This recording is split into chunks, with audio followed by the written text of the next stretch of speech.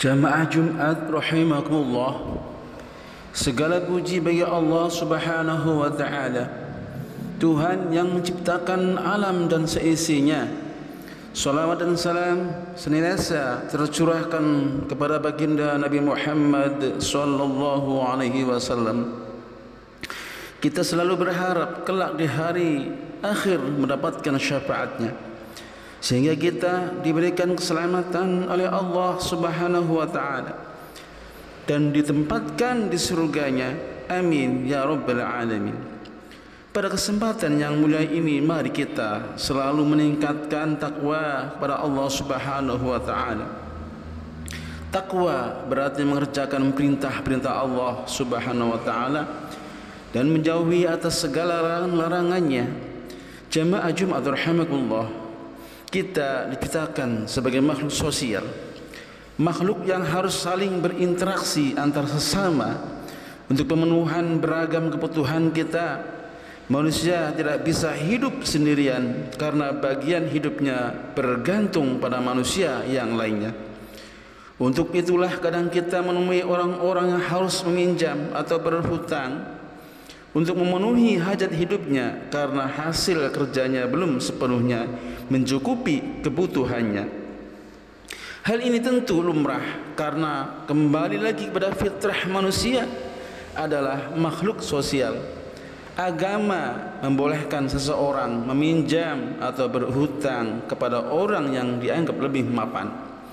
Bahkan terdapat banyak anjuran baik dari ayat Al-Quran maupun hadis yang menjelaskan tentang keutamaan orang memberi hutang, karena merupakan bagian dari menolong orang lain. Kendati diperbolehkan, orang yang hutang diperlukan menghadirkan niat yang kuat untuk mengembalikannya di hari kemudian, menyerahkan tanpa perlu menunggu jatuh tempo.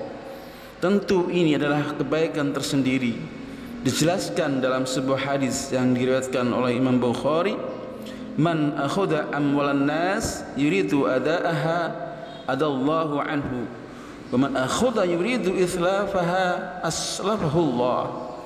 Barang siapa yang mengambil harta manusia atau berhutang dengan niatan ingin melunasinya, Allah akan melunaskannya. Dan barang siapa yang berhutang dengan niat ingin merugikannya, Allah akan membinasakannya. Sebagian masyarakat yang ditemui tidak mengembalikan barang utangnya, kadang bukan selalu karena faktor ketidakmampuannya, tetapi karena di awal memang tidak punya niat mengembalikan.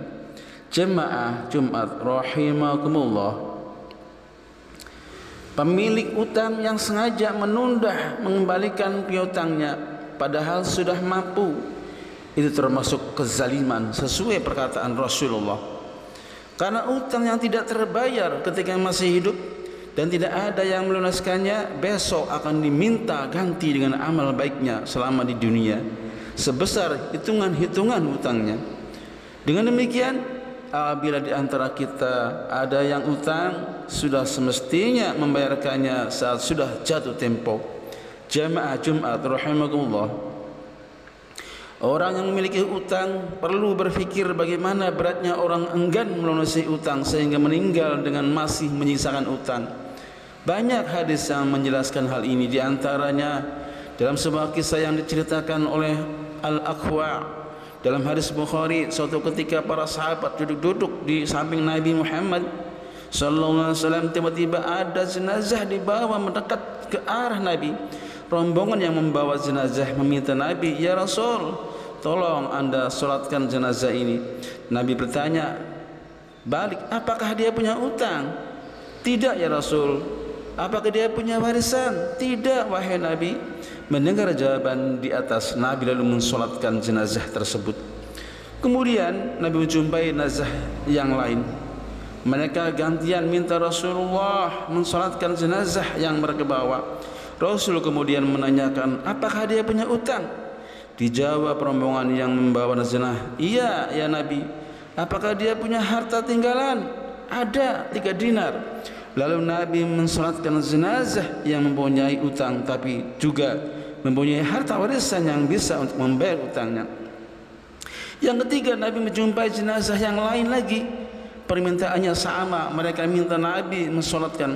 Nabi pun bertanya dengan pertanyaan normatif sebagaimana dua jenazah sebelumnya. Bedanya jenazah ketiga ini tidak mempunyai tinggalan warisan, tapi malah meninggalkan hutang. Kata Nabi, kalian saja yang mensolati teman kalian ini.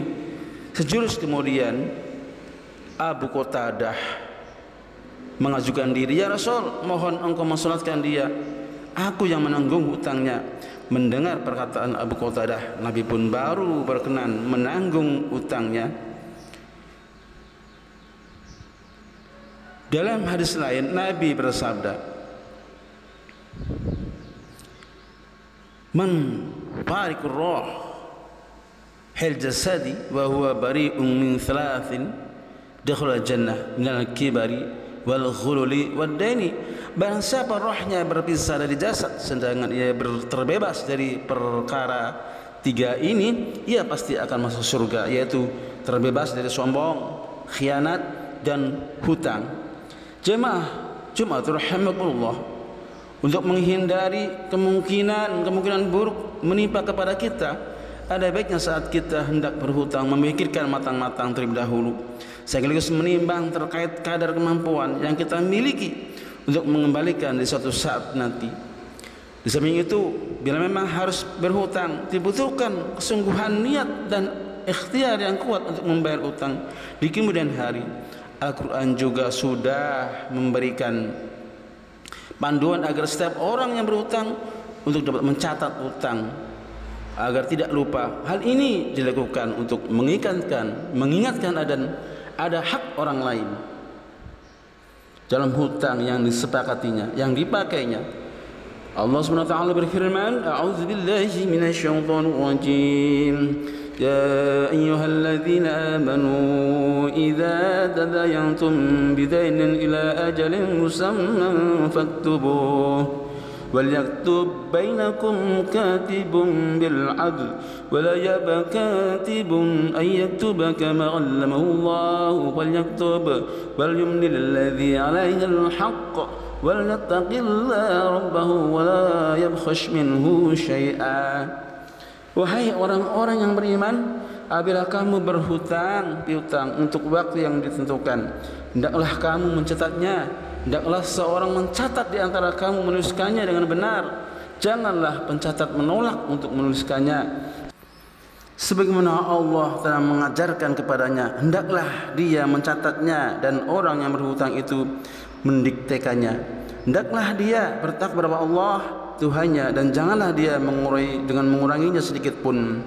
Demikian khutbah Jumat ini. Semoga Allah melindungi kita semua dari kezaliman karena utang piutang, dan semoga Allah Subhanahu wa taala senantiasa memberikan jalan keluar dari berbagai permasalahan hidup yang kita hadapi di dunia ini. Amin ya rabbal alamin.